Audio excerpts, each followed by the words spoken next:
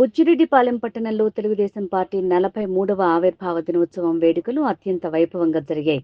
ఈ కార్యక్రమానికి ముఖ్య అతిథిగా కొవ్వూరు శాసనసభ్యులు వేమిరెడ్డి ప్రశాంతిరెడ్డి పాల్గొని తెలుగుదేశం పార్టీ పతాకాన్ని ఆవిష్కరించారు. అనంతరం ఏర్పాటు చేసిన సభలో తెలుగుదేశం పార్టీపై ఏర్పాటు చేసిన ఏవీని తిలకించి నందమూరి తారక రామారావు విగ్రహానికి పూలమాలలు వేసి నివాళులర్పించారు. 40 సంవత్సరాలుగా తెలుగుదేశం పార్టీని వీడని సీనియర్ నాయకులు బషీర్ సుబ్బారెడ్డిని శాలువాలతో సత్కరించారు. తెలుగుదేశం పార్టీ తెలుగు అనే పదాన్ని ఎంతో కమ్మంగా పలికి తెలుగుదేశం పార్టీ అనే ఒక పేరు పెట్టి ఆ పార్టీని ఆవర్తించి దినం ఈ రోజు ఆల్రెడీ 43వ వార్షికోత్సవం. ఇది యాక్చువల్గా తెలుగుదేశం పార్టీ ఆవిర్భావ భారత రాజకీయాల్లోనే చారిత్రాత్మకమైన దినం అని చెప్పుకోవాలి మనం అందరం కూడా. ఎందుకంటే ఆ పార్టీకి మొత్తం నేషనల్ లీడర్స్ దగ్గర నుంచి మన స్టేట్ లీడర్స్ వరకు తెలుగుదేశం పార్టీ అంటే ఎంతో గౌరవం ఇస్తారు.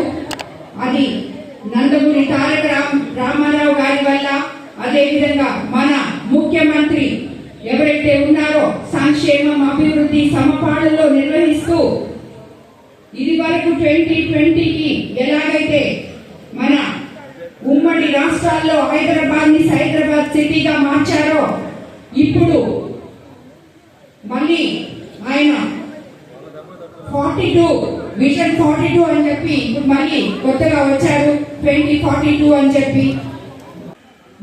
ఏ విధంగా అయితే మనం అధికారంలోకి వచ్చాము అన్న విషయాన్ని మర్చిపోకుండా ప్రతి కార్యకర్తకి, ప్రతి తెలుగుదేశం నాయకుడికి న్యాయం చేస్తున్నారో వాళ్ళందరికీ కూడా మనం ఈ పార్టీ ఆవిర్భావ దినోత్సవం సందర్భంగా ధన్యవాదాలు తెలుపుకోవాలి.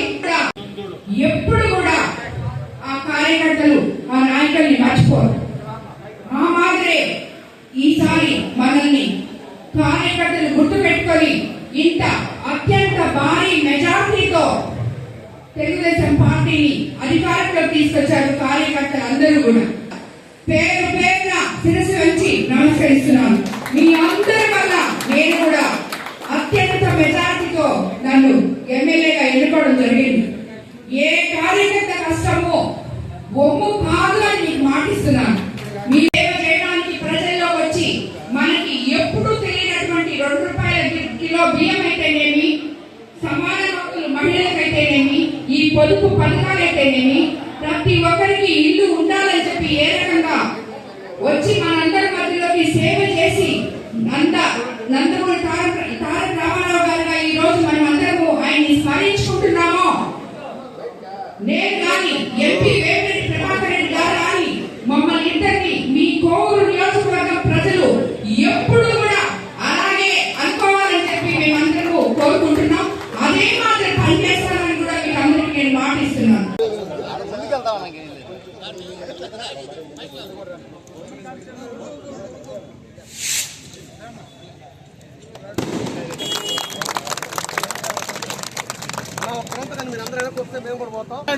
అక్కడ Harikrishna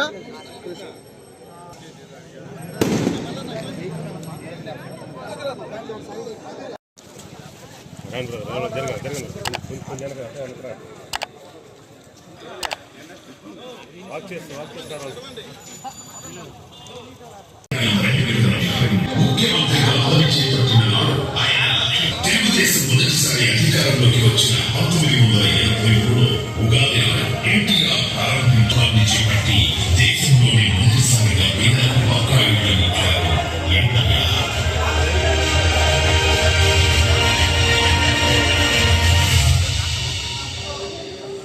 CEO of Andhra Pradesh, IT India of the Millennium, Business Person of the Year, ఒక్కొక్క